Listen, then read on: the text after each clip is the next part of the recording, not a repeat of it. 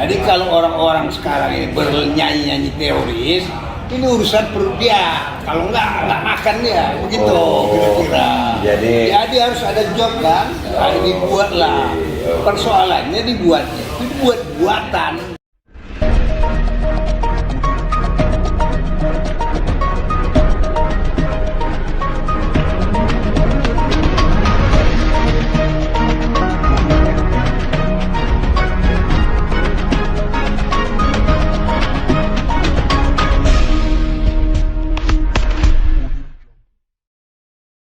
Welcome back, selamat datang lagi bareng gue Babe Aldo.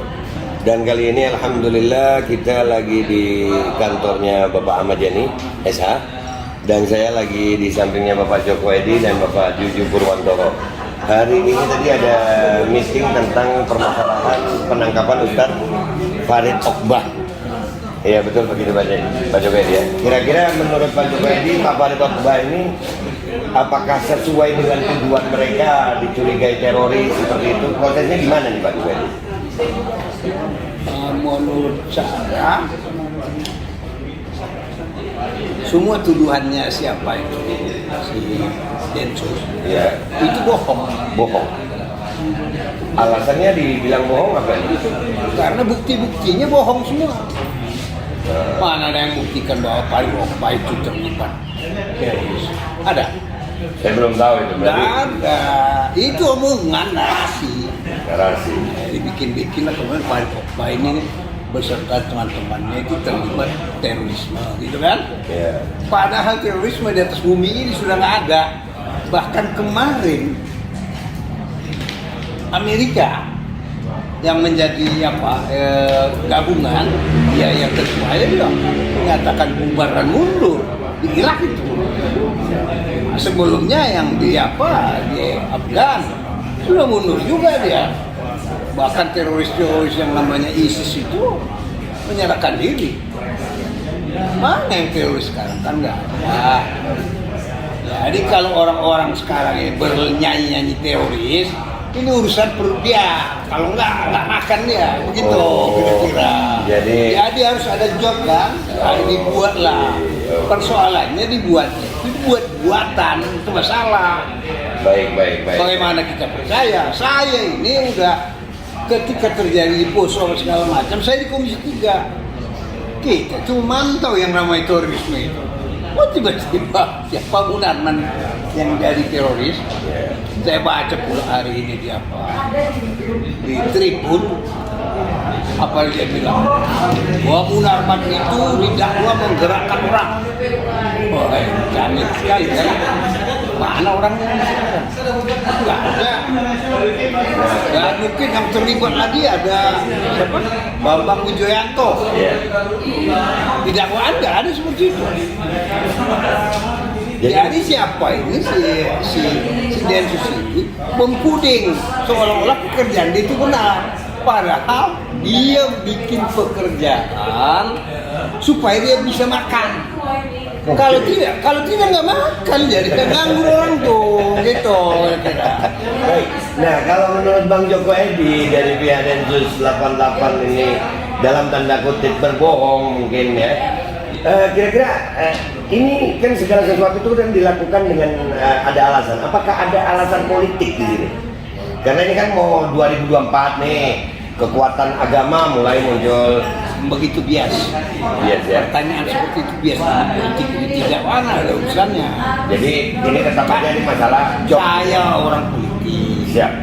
Jadi kalau saya membenar-benarkan isu-isu politik yang bias itu tambah parah. Masalahnya. Apalagi yang ada tanya? Nggak ada sih sebenarnya, cuma itu aja. Soalnya bentar ya.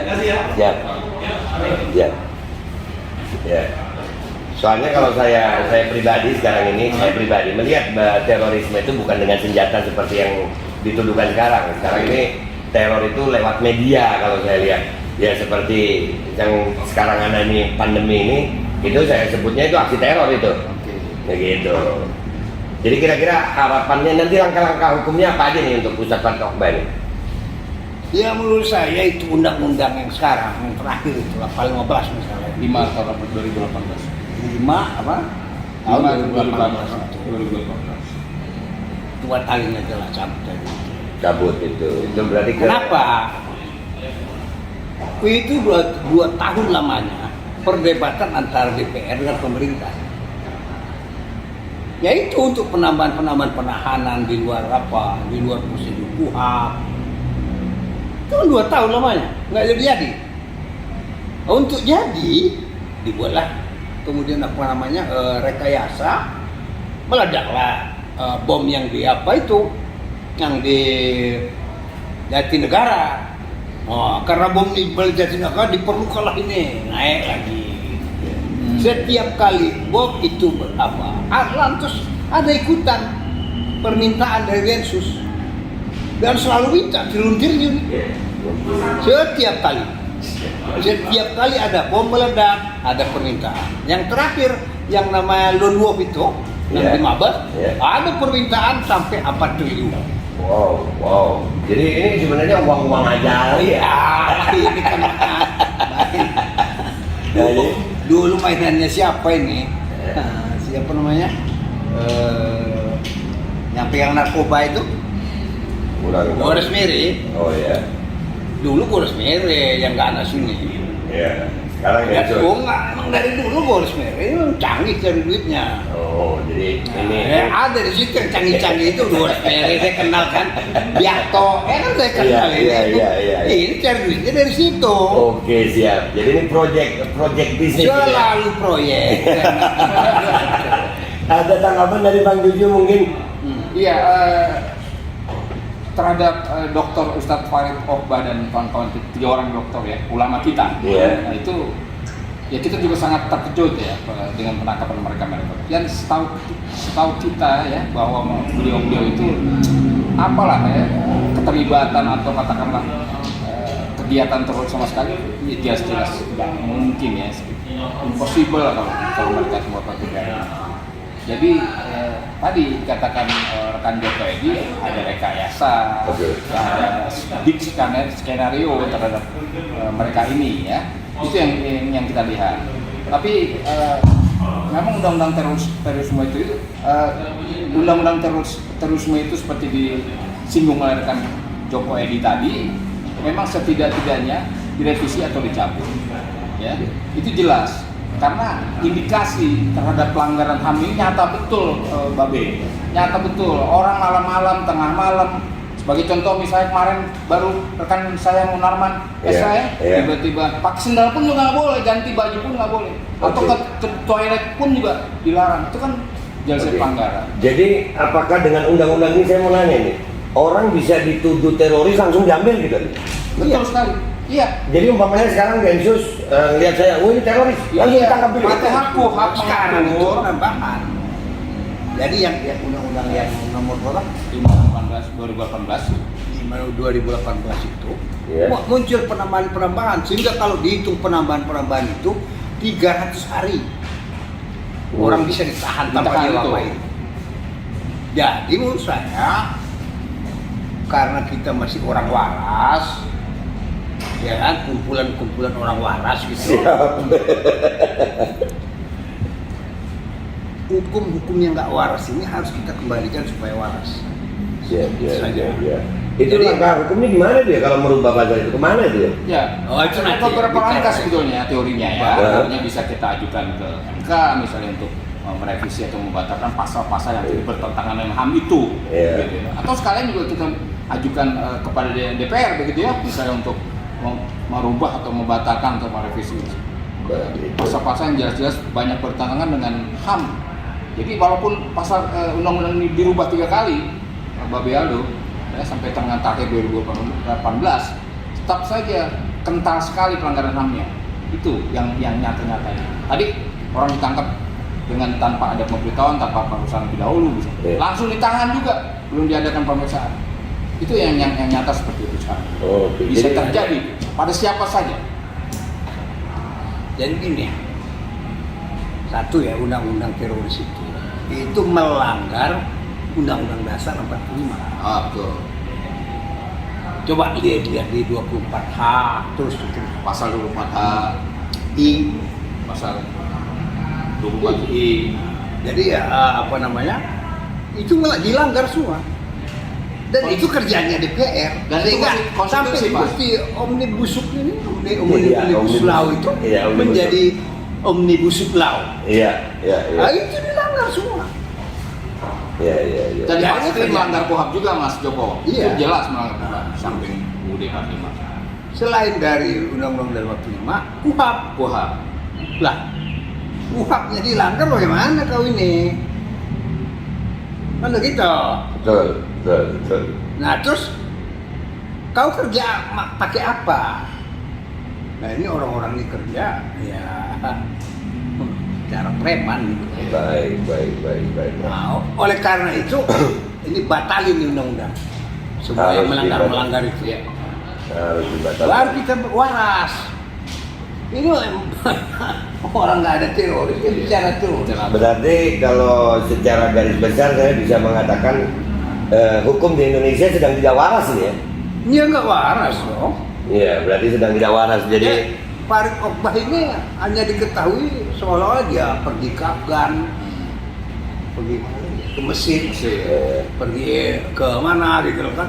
Karena di Mesir itu Mursi itu musuh gitu kan? Iya. Jadi lemah Farid Okbah ini musuh. Oke. Jadi semua anti teror itu satu biangnya Amerika gitu. Oke. Jadi tetapi si laporannya Red Request namanya, Ya. wartawan investigasi tahun yang lalu, dia bilang 87% ya. Teroris itu bikinannya FBI. Ya. Bikinannya FBI. Orang yang melakukan dibayar, korban pun dibayar, semua alat dibayar oleh FBI. Oke. Nah, ini masalahnya di Indonesia juga pas begitu, Oh, iya. sama itu belatnya. Jadi Bang Aldo, tambahan dari saya, kalau kita review sedikit ya, undang-undang terorisme tadi, tahun 2014, pasal 14, pasal 15, pasal 13 juga ya, kalau yang dituduhkan juga pada rekan Munarman dan yang lain-lain yang dituduhkan itu, kan paling tidak misalnya yang gampang-gampangan aja ya, unsur misalnya kalau teroris itu kan ada bom misalnya, menyiapkan bom, mungkin bom gitu kan, atau sudah ada perbukti permulaan kalau bahasa hukum, bukti permulaan dia melemparkan bom atau pasang bom, itu kan nggak ada sama sekali. Atau ingin merubah ideologi negara juga nggak ada. Apalagi tiga ustadz tadi sama sekali mana ngerti dia urusan bom-bom gitu. Munarman juga demikian, Pak Munarman itu profesional lawyer misalnya, itu kan tuduhannya teroris. Nah itu Bang Aldo. Nah, itu melanggar sekali. Hari ini lebih kawat lagi yang diapain? Yang di Tribun yang saya baca. Oh, Iya. Tribun saya baca itu, wah, sampai ke Bambang Wijoyanto. Iya. Nah, mendukung ISIS. Ada. Ini soalnya Munarwan sama ini bukan di belahan Islam itu loh. Iya. Lebih berat mereka itu di belahan sekuler. Iya. Tiba-tiba mendukung ISIS. Ini ngaco ini. Ngawur. Ya, ini dibayar sama siapa ini? Sama si Densus. Untuk menuliskan yang seperti itu. Iya. Supaya Munarman ini terbunuh secara karakter. Iya. Dengan begitu tidak ada lagi yang melawan si Densus ini. Tapi ke kita yang nggak bisa. Ente udah kayak binatang jalang aja. Siap. Baik, ini ada lagi yang mau disampaikan Pak Jojo? Cukup ya. Terima kasih pemirsa yang udah nonton, langsung di share aja, di like. Ini pendapat yang luar biasa. Kesimpulan dari gue, kalau salah tolong ditegur. Intinya masalah hukum di Indonesia ini, khususnya untuk masalah hukum teroris, ini hukum yang sangat tidak memenuhi unsur hak asasi manusia. Karena seseorang bisa ditahan tanpa bukti permulaan, bisa ditahan, dituduh teroris, dan itu bisa ditahan sampai 300 hari, hampir setahun, tanpa bukti bisa aja, mau didiemin bisa aja. Mudah-mudahan ini ada bisa bukti versi mereka, dan ini mudah-mudahan perjuangan ini, insya Allah Indonesia kembali ke negara hukum yang baik. Kita akan tetap berjuang. Ya, masa kita ini hukum karena ada yang bayar, dan itu pernah disampaikan juga oleh Profesor Mahfud MD. Ya, saya tahu pasal yang bisa meringankan hukuman, membebaskan dan memberatkan, tergantung mau pesan yang mana. Nah, dan kami berharap media-media mainstream juga tolong dong, mentang-mentang lu gaji karyawan, beritakan itu yang benar-benar gitu. Jangan cuma gara-gara dibayar sampai ada istilah media mainstream. Itu media mainstream artinya media-media yang nggak berani mengambil berita benar untuk menyampaikan yang benar agar masyarakat itu tahu. Jangan karena ada yang bayar kalian jadinya memberitakan sesuai pesanan, memframing orang, memfitnah orang, dan itu tanggung jawabnya berat di akhirat. Tapi insya Allah selama masih ada Babe Aldo dan rekan-rekan, kita akan tetap berjuang secara konstitusional di negeri kita Indonesia. Terima kasih Pak Jokedi, terima kasih Bang Juju, terima kasih semuanya pemirsa. Jangan lupa di share. Gue minta mohon diri Babe Aldo. Wassalamualaikum warahmatullahi wabarakatuh.